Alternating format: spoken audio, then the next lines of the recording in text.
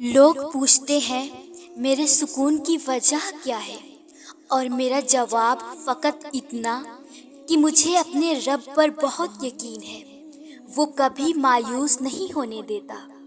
تہجد کے وقت اللہ پہلے آسمان پر آ کر کہتا ہے کوئی مانگنے والا؟ کچھ دیر رو کر مانگ لیا کرو، وہ ضرور قبول کرے گا۔ درود شریف اللہ کی طرف سے اینٹی ڈپریشن میڈیسین ہے۔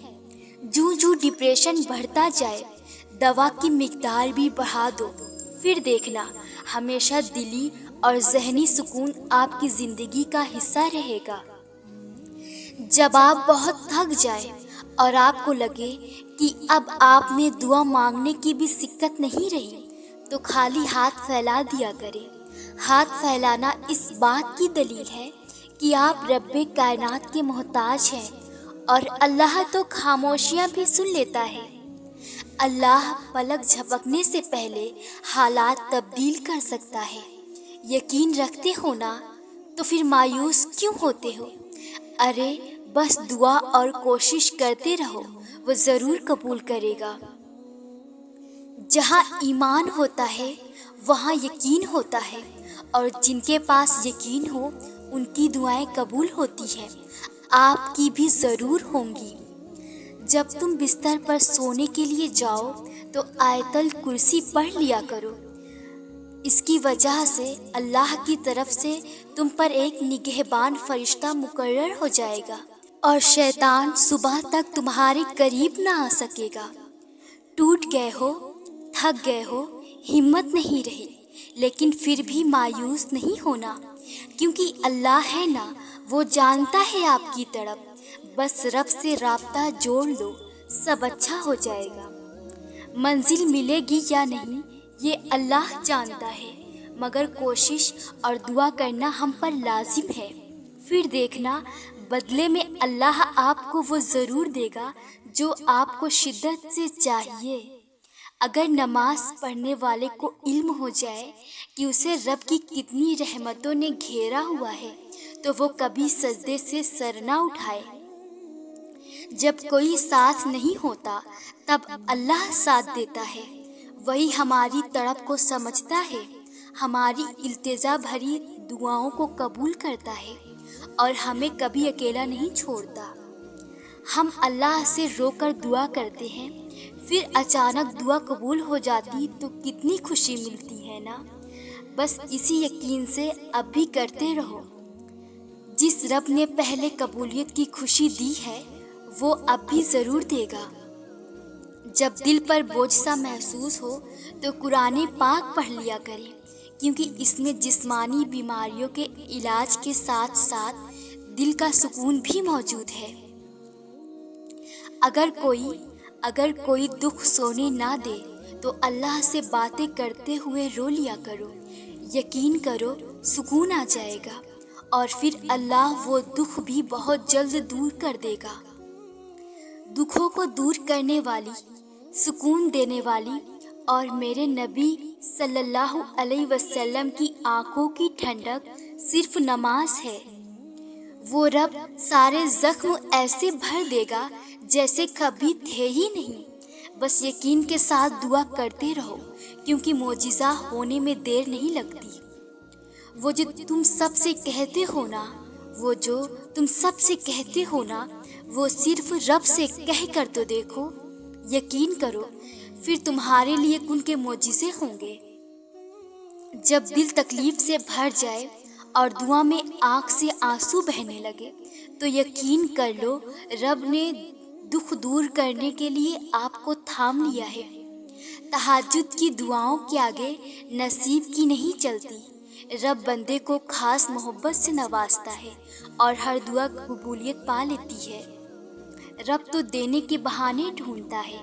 تم مانگ کر قبولیت نہ ملنے پر مایوس نہ ہونا، وہ بہترین وقت پر دیتا ہے، تم بس یقین رکھو۔ جب بھی خود کو اکیلا محسوس کرو تو قرآن پڑھ لیا کریں، رب تسلی دے گا۔ دکھی نہ ہو بندے، میں ہوں نا تمہارے ساتھ۔ جب رب کن کہے گا نا، پھر ہر دعا قبول ہو جائے گی، کوئی دکھ اور بے سکونی باقی نہیں رہے گی۔ یقین رکھو اللہ آپ کو کبھی مایوس نہیں کرے گا۔ اگر رب نے اب تک سنبھالا ہے تو آگے بھی وہی سنبھالے گا۔ بس یقین رکھو اور اس پر چھوڑ دو، وہ کر دے گا سب ٹھیک۔ جو تمہاری 99 غلطیوں کو معاف کر کے ایک نیکی کو قبول کرتا ہے، وہ رب دعائیں کیوں قبول نہیں کرے گا؟ یقین رکھو وہ ضرور سنے گا۔ دعا کی قبولیت میں دیری تمہارے صبر کا امتحان ہے، اور یقین والوں کے لیے ہی قبولیت کے انعامات ہیں۔ رب کو ٹوٹے دل سے بے حد محبت ہے، تبھی تو دکھی دل والے رب کے قریب ہونے لگتے ہیں۔ دعا مانگنے کی شدت دراصل دعا کی قبولیت کی دلیل ہے، اور پھر مسلسل دستک سے تو دروازہ کھل ہی جاتا ہے نا۔ نماز کو محبت اور شوق سے ادا کرو گے تو رب اگلی نماز کی توفیق خود دے گا اور دعائیں بھی قبول کرے گا۔ سجدے میں سر لے کر تو جاؤ، دیکھنا جتنی الجھنیں ہیں سب سلجھ جائیں گی۔ یا رب، میری خوشی سے زیادہ تیری رضا ضروری ہے، جو میرے حق میں بہتر ہو بس وہی فیصلہ کرنا۔ فقط اتنی سی التجا ہے یا رب، ہمیں اپنے سوا کسی کا محتاج نہ کرنا اور ہماری دعائیں قبول کر لے۔ دعاؤں کی قبولیت میں دیری اصل میں رحمت ہے، کیونکہ ہمارا ایمان ہے کہ اللہ جو کرتا ہے بہترین کرتا ہے۔ یہی ایمان و یقین بنائے رکھو، صحیح وقت پر سب دعائیں قبول ہوتی دیکھو گے۔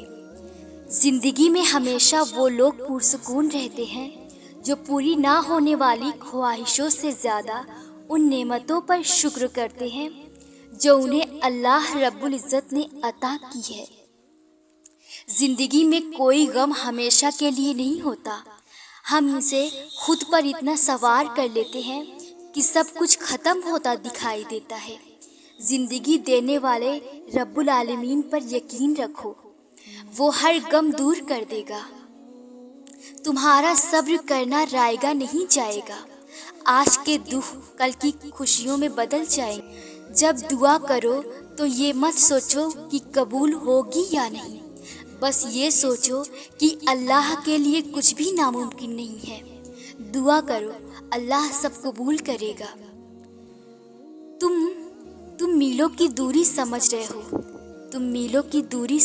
رہے ہو، وہ تو بس تمہاری ایک پکار کی بات ہے۔ جو آواز دیوار کے اس پار نہیں جا سکتی، وہ اسے 7 آسمانوں کے اس پار سے سن لیتا ہے۔ تو پھر کیا ہے ایسا جو تمہیں ابھی اس سے مانگنے سے روکے ہوئے ہے؟